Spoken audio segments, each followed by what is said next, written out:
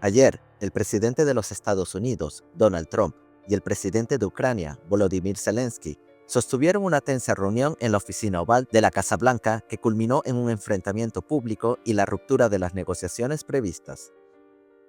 La reunión, inicialmente destinada a discutir un acuerdo de minerales y el apoyo continuo de los Estados Unidos a Ucrania, se tornó conflictiva cuando Donald Trump acusó a Zelensky de ser desagradecido y de jugar con la Tercera Guerra Mundial, al no aceptar las propuestas estadounidenses.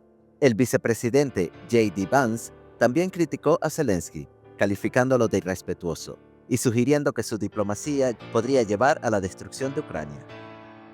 Todo esto se debe a la negativa de Zelensky a aceptar el tratado de paz propuesto por Donald Trump, que incluía concesiones significativas a Rusia sin ninguna garantía de seguridad. Esto exacerbó las tensiones. Zelensky solicitó que Estados Unidos enviara al vicepresidente Vance a Ucrania para evaluar los daños de la guerra, pero la administración de Trump desestimó la petición.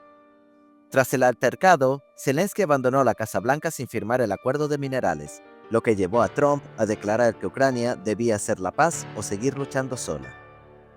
Déjame te comparto primero los momentos más tensos. Quiero que escuches sus palabras, su tono de voz y especialmente que te fijes en el lenguaje corporal.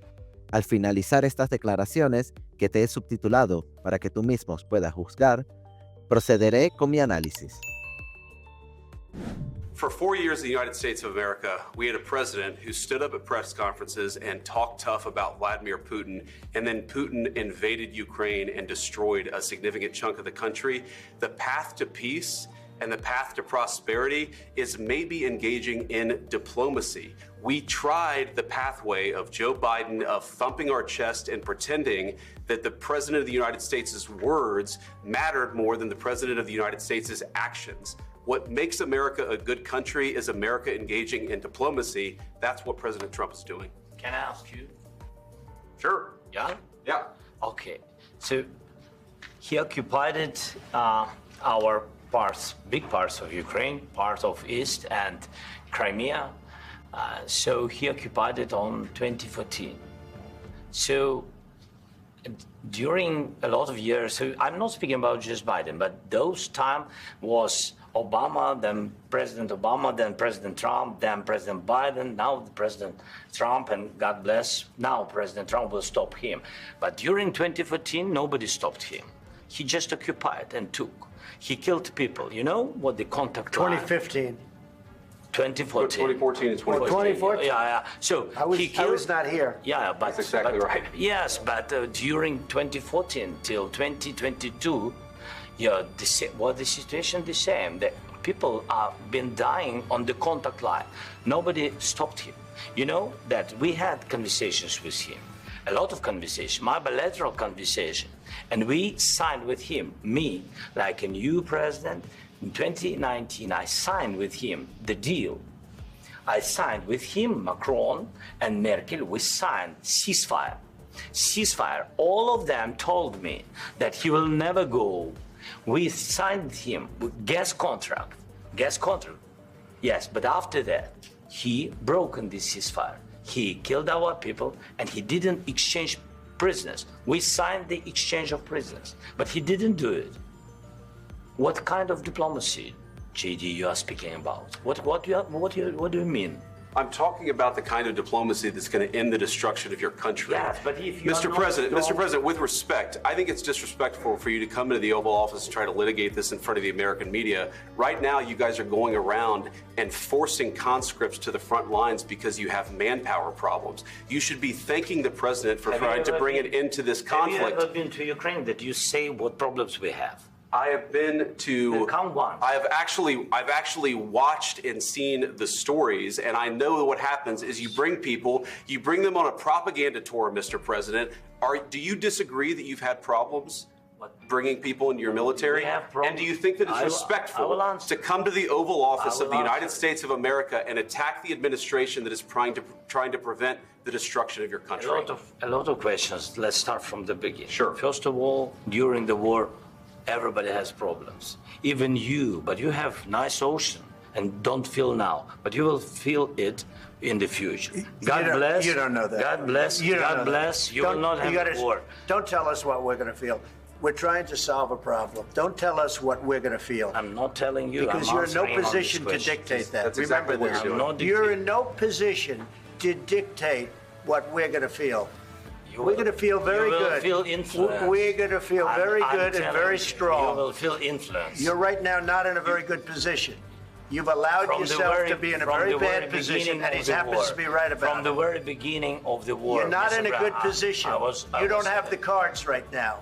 With us, you start having not playing cards. cards. Right now, you don't. I'm very Yeah, you're playing serious, cards. Mr. President. You're I'm playing very cards. serious. You're gambling I'm the with the president lives in of war. millions of people. You think- You're gambling with World War III. what do you think You're about- gambling with what do you World think War about? III. And You- what you're doing is very disrespectful to the country, this country. That's with all back to you. respect to your Far country. more than a lot of people said very they respect. should have. Have you said thank you once this A lot entire of meeting? times. No, in this Even entire meeting, have today. you said thank Even you? today. You went to Pennsylvania and campaigned for the opposition in October. Offer some words of appreciation for the United States are of you America speaking about? and the president who's trying to save your country. Please, you think that if you will speak very loudly about the war, you He's can... not speaking loudly. He's not Yeah. speaking loudly. Your country's Can I- in big can I- trouble. can I Wait a answer? minute. No, Can you've I done a lot answer? of talking.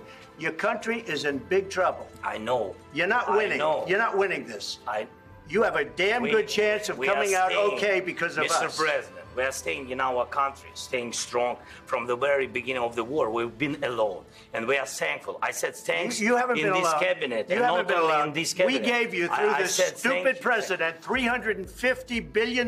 You voted we gave for you your military equipment, You and you voted men for are your brave, president. but they had to use our military. What about if, West if Virginia? you didn't have You our invited military me- equipment, you invited if me you to didn't speak. have our military equipment, this war would have been over in 2 weeks. In 3 okay? days, I heard it from Putin. In 3 days, this is something Maybe new. less. In 2 weeks, of course, yes. It's going to be a very hard thing to do business like this. I tell you. Just say thank you. I said a lot of except times that there, thank you except to that, American people. except that there are disagreements, and let's go litigate those disagreements rather than trying to fight it out in the American media when you're wrong. We know that you're wrong. But you see, I think it's good for the American people to see what's going on I over understand, there. sir. I think it's I very understand. important. That's why I kept this going so long. You have to be thankful. You don't have the I'm cards. thankful. You're buried there. Your people are dying. tell you You're again, running low I on know. soldiers. Don't- Listen, don't, please, you're running Mr. low on President. soldiers. It would be a damn good thing. Mr. And then President. then you tell us, I don't want a ceasefire. I don't want a ceasefire. I want to go and I want this. Look, if you could get a ceasefire right now, I tell you, you take it so the bullets stop flying and your men stop getting killed. Of course, we want to stop the war. But You're I saying said, you don't want a ceasefire. But I said to you, I want a with ceasefire. guarantees. Because you'll get a ceasefire faster than an agreement. Ask our people about ceasefire, what they think. That wasn't doesn't with matter me. for you what- that what wasn't this with me. means.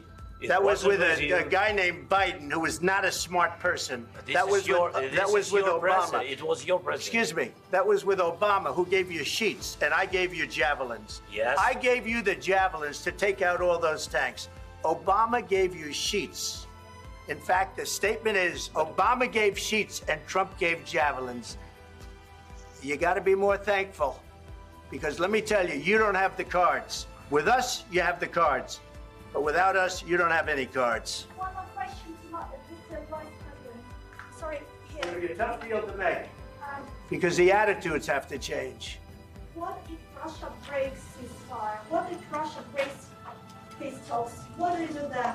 I understand that it's a heated conversation right now. What are you but saying? what She's if asking, Russia- what if Russia Putin breaks the ceasefire? What if anything? What if a bomb drops on your head right now? But they have Okay? weapons. What if they broke it? I don't know. They broke it with Biden because Biden, they didn't respect him. They didn't respect Obama. They respect me. Un mundo al borde del caos, la amenaza de Trump y la necesidad de una nueva coalición. Estados Unidos ya no es el aliado confiable que solía ser. Con la administración de Donald Trump al mando, el país ha dado un giro alarmante, rompiendo con las alianzas estratégicas que definieron el orden mundial durante los últimos 80 años. Lo sucedido en la oficina Oval con Volodymyr Zelensky no fue simplemente un desacuerdo diplomático. Fue la confirmación de que Donald Trump y su círculo han abandonado Ucrania. Y no solo eso, sino que también han dejado claro su inclinación hacia el autoritarismo global. No se trata de una jugada estratégica a largo plazo ni de una táctica de negociación para obtener mejores términos. Esta es la destrucción deliberada de un sistema de alianzas que garantizaba cierta estabilidad. La evidencia está por todas partes. Trump ha alineado a los Estados Unidos con figuras como Vladimir Putin, Xi Jinping y Kim Jong-un, dejando de lado la democracia y la seguridad colectiva. Su vicepresidente, J.D. Vance, no hace más que avivar el fuego con declaraciones provocadoras, como sus comentarios en la Conferencia de Seguridad de Múnich y su actitud agresiva hacia Zelensky. Pero esto no es solo un problema para Ucrania. El mundo entero se enfrenta a una era de incertidumbre. Corea del Norte y Corea del Sur, China y Taiwán. Estos conflictos dormidos podrían despertarse en cualquier momento, alentados por la falta de liderazgo de Estados Unidos y la creciente influencia de regímenes autoritarios. Y con Donald Trump en la Casa Blanca, nadie puede prever cuál será su próximo movimiento. Militarizar más las fronteras, abandonar la OTAN, dejar que Rusia avance aún más. Pero una cosa quiero dejar clara. El pueblo estadounidense no es el enemigo. Más del 70% de los ciudadanos de los Estados Unidos rechazan este curso de acción. Yo sé que muchos votaron a Trump por razones internas, por el control de la inmigración o por el rechazo al discurso progresista de la izquierda, pero pocos esperaban que su gobierno destruyera por completo el sistema internacional de alianzas. Además, hay fuerzas externas que están acelerando este proceso. Elon Musk pasea por Europa promoviendo la extrema derecha, y los tentáculos del Kremlin parecen haber encontrado un canal perfecto para sembrar la discordia dentro de los Estados Unidos y todos sus aliados. Esto no es solo la incompetencia de un grupo de políticos.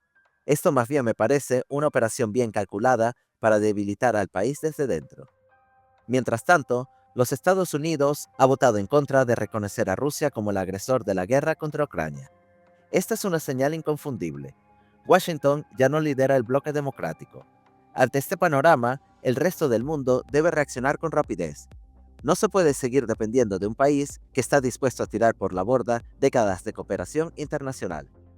El futuro será turbulento, y por lo que yo veo, hay una única opción viable: construir una nueva coalición sin contar con los Estados Unidos.